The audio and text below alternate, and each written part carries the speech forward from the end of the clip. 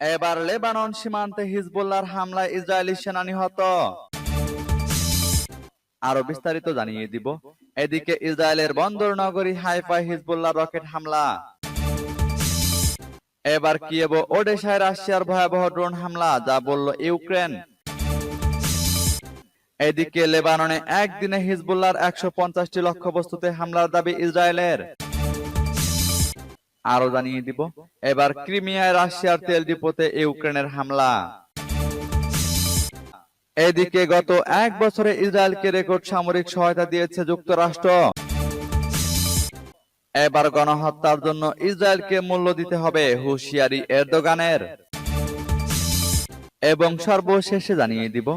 এদিকে যুদ্ধের দামামা, ইসরায়েলে আবারও ভয়াবহ হামলা চালিয়েছে হিজবুল্লাহ। শুনছিলেন সংবাদ শিরোনাম, এখন বিস্তারিত।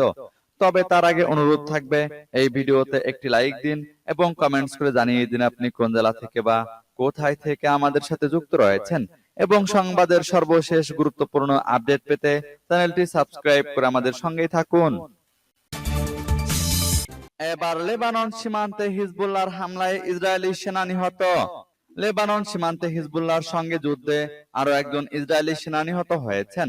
লেবাননে অভিযান শুরুর পর এটা ইসরায়েলের দ্বিতীয় সেনার মৃত্যু।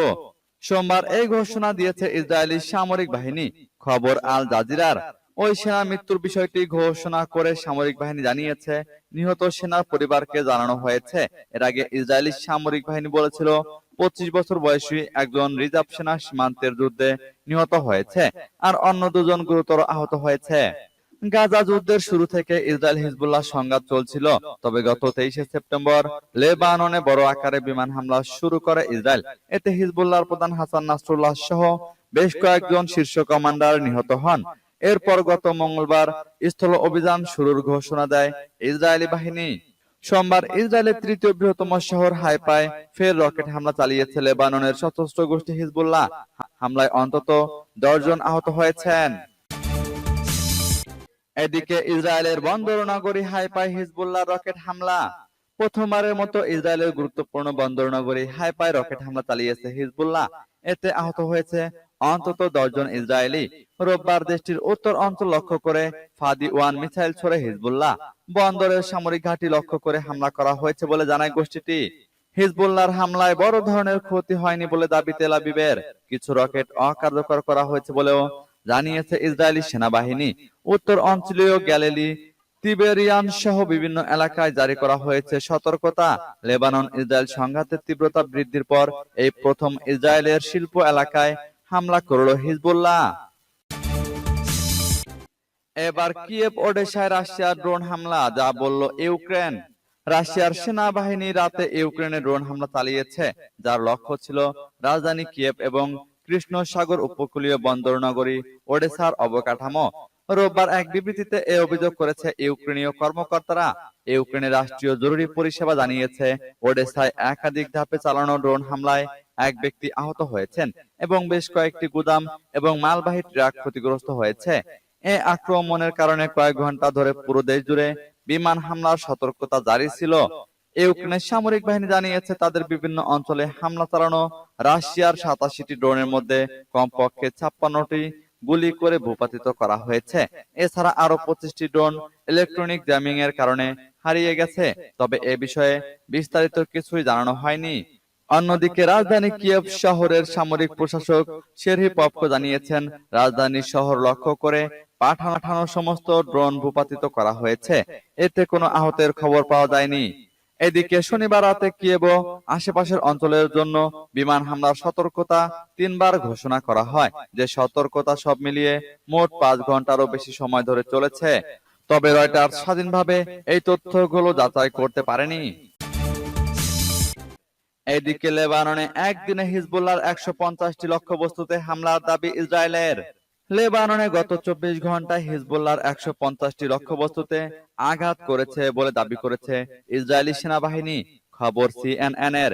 ইসরায়েলি সেনাবাহিনী জানিয়েছে, দক্ষিণ লেবাননের বিভিন্ন অবকাঠামো সহ হিজবুল্লাহর 150টি লক্ষ্যবস্তুতে হামলা চালিয়েছে তারা।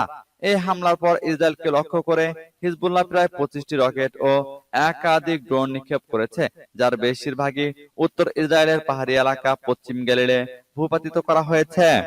গত বছরের 8 অক্টোবর থেকে ইসরায়েল লেবানন সীমান্তে উভয় পক্ষের গুলি বিনিময় চলছে। গাজায় ইসরায়েলের যুদ্ধের প্রতিবাদে হামাসের সমর্থনে হামলা চালাচ্ছে লেবাননের সশস্ত্র গোষ্ঠী হিজবুল্লাহ। গত কয়েক সপ্তাহে ইসরায়েলের হামলায় হিজবুল্লাহর কয়েকজন শীর্ষ নেতা নিহত হওয়ার ঘটনায় দুপক্ষের উত্তেজনা অনেক বেড়েছে। এবার ক্রিমিয়ায় রাশিয়ার তেল ডিপোতে ইউক্রেনের হামলা। ইউক্রেনের সেনাবাহিনী জানিয়েছে, তারা ক্রিমিয়া উপদ্বীপের একটি বড় তেল ডিপোতে হামলা চালিয়েছে।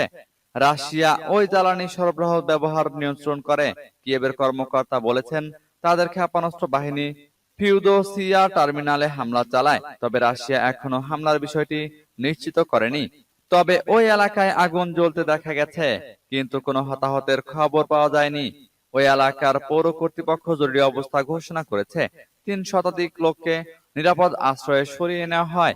সোশ্যাল মিডিয়ায় ছড়িয়ে পড়া ফুটেজে দেখা গেছে, ফিউদোসিয়া টার্মিনাল থেকে ধোঁয়া উঠছে।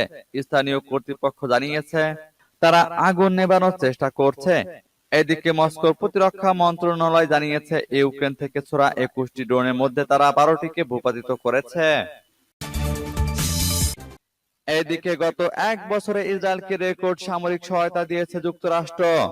2023 সালের 7 অক্টোবর ইসরায়েলে হামাসের চালানো হামলার প্রতিশোধ নিতে 8 অক্টোবর থেকে গাজায় সামরিক অভিযান শুরু করে ইসরায়েল। ইসরায়েলি সামরিক বাহিনীর অভিযান শুরুর পর থেকে ইসরায়েলকে অন্তত $17.9 বিলিয়ন সামরিক সহায়তা দিয়েছে যুক্তরাষ্ট্র। ব্রাউন ইউনিভার্সিটির কর্টস অফ ওয়ার প্রকল্পের জন্য তৈরি করা প্রতিবেদনে এ তথ্য প্রকাশ করা হয়েছে। ইসরায়েলে হামাসের হামলার বর্ষপূর্তিতে প্রতিবেদনটি প্রকাশ করেছে ব্রাউন বিশ্ববিদ্যালয়ের কস্টস অফ ওয়ার প্রকল্প। প্রতিবেদনে গত বছরের 7 অক্টোবর থেকে গত 30 সেপ্টেম্বর পর্যন্ত সহায়তার হিসাব দেওয়া হয়েছে। এতে বলা হয়, ইসরায়েলের আয়রন ডোম ও ডেভিডস স্লিং ক্ষেপণাস্ত্র প্রতিরক্ষা ব্যবস্থা আবারও পূর্ণ করার কাজে এবং বন্দুক ও জেট জ্বালানির জন্য নগদ অর্থ খরচ করার লক্ষ্যে মোট সামরিক সহায়তার $8 বিলিয়ন ব্যয় হয়েছে। এর মধ্যে আয়রন ডোম, ডেভিড স্লিং ক্ষেপণাস্ত্র প্রতিরক্ষা ব্যবস্থাকে সমৃদ্ধ করতে $400 কোটি খরচ করা হয়েছে। প্রতিবেদনে আরো উল্লেখ করা হয়, একই সময়ে মধ্যপ্রাচ্যে যুক্তরাষ্ট্রের সামরিক কার্যক্রমের জন্য অতিরিক্ত $4.86 বিলিয়ন তহবিল সরবরাহ করা হয়েছে। এবার গণহত্যার জন্য ইসরায়েলকে মূল্য দিতে হবে, সতর্ক বার্তা এরদোগানের। গাজায় গণহত্যা চালানোর জন্য ইসরায়েলকে মূল্য দিতে হবে বলে হুঁশিয়ারি দিয়েছেন তুরস্কের প্রেসিডেন্ট রিসেপ তাইপ এরদোগান। গত বছরের 7 অক্টোবর ইসরায়েলে হামাসের হামলার জবাবে গাজায় শুরু হওয়া যুদ্ধের বর্ষপূর্তিতে সোমবার এরদোগান এ হুঁশিয়ারি দেন। সামাজিক যোগাযোগ মাধ্যম এক্সে এরদোগান লিখেছেন, এটা ভুলে যাওয়া উচিত হবে না যে দ্রুতই হোক বা দেরিতে ইসরায়েলকে এই গণহত্যার মূল্য দিতে হবে। 1 বছর ধরে এটা চলছে, এখনো তা অব্যাহত রয়েছে। গাজার হামাস নিয়ন্ত্রিত স্বাস্থ্য মন্ত্রণালয়ের তথ্য মতে, উপত্যকাটিতে 1 বছরে ইসরায়েলের হামলায় অন্তত 41,909 জন প্রাণ হারিয়েছেন। তাদের মধ্যে বেশিরভাগই নারী ও শিশু। একই সময়ে আহত হয়েছেন 97,303 জন। পূর্ববর্তী 24 ঘন্টায় ইসরায়েলি হামলায় গাজায় মারা গেছেন 39 জন। জাতিসংঘ এই সংখ্যাকে বিশ্বাসযোগ্য বলেছে। গত বছরের 7 অক্টোবর স্থানীয় সময় ভোরে দক্ষিণ ইসরায়েলে নজিরবিহীন হামলা চালায় হামাস। একটি সামরিক ঘাঁটি সহ নানা স্থানে হামাস যোদ্ধাদের হামলায় ওই দিন ইসরায়েলে 300 সেনা সহ প্রায় 1,200 জন নিহত হন।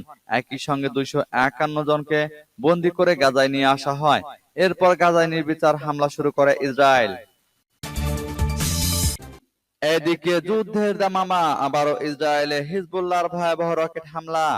ইসরায়েলের উত্তর অঞ্চলে রকেট হামলা চালিয়েছে ইরান সমর্থিত লেবাননের সশস্ত্র গোষ্ঠী হিজবুল্লাহ। এতে অন্তত 10 জন আহত হয়েছে। সোমবার বিবিসি ও সিএনএন এর লাইভ প্রতিবেদনে এই তথ্য জানানো হয়েছে। ইসরায়েলের অ্যাম্বুলেন্স পরিষেবা বলছে, রাতভর ইসরায়েলের উত্তরাঞ্চলীয় শহর হাইফা ও তাইবেরিয়াসে ক্ষেপণাস্ত্র হামলায় 10 জন আহত হয়েছে। এক বিবৃতিতে হিজবুল্লাহ বলছে, ইসরায়েলের কারমেল সামরিক ঘাঁটিতে রকেট নিক্ষেপ করা হয়েছে। হাইফার র্যামবন হাসপাতাল জানিয়েছে, হামলায় আহত 6 জনকে চিকিৎসা দেওয়া হয়েছে। এদের মধ্যে একজন হালকা থেকে মাঝারি আহত হয়েছে এবং অন্য 4 জন হালকা আহত হয়েছে। এছাড়া ইসরায়েলের মেগান ডেভিড অ্যাডম জরুরি পরিষেবা জানিয়েছে, তারা ঘটনাস্থলে 2 জনকে চিকিৎসা দিয়েছে। এদের মধ্যে একজন 13 বছর বয়সী কিশোর যে শার্পনেলের কারণে মাথায় আঘাত পেয়েছে এবং আরো একজন 22 বছর বয়সী বিস্ফোরণের কারণে জানালা থেকে আঘাত পেয়েছে। গত বছরের অক্টোবর থেকে গাজায় ইসরায়েল ও হামাসের মধ্যে যুদ্ধ চলছে। এতে এখন পর্যন্ত গাজায় নিহতের সংখ্যা 41,000 ছাড়িয়েছে, আহত হয়েছে প্রায় 1 লাখ।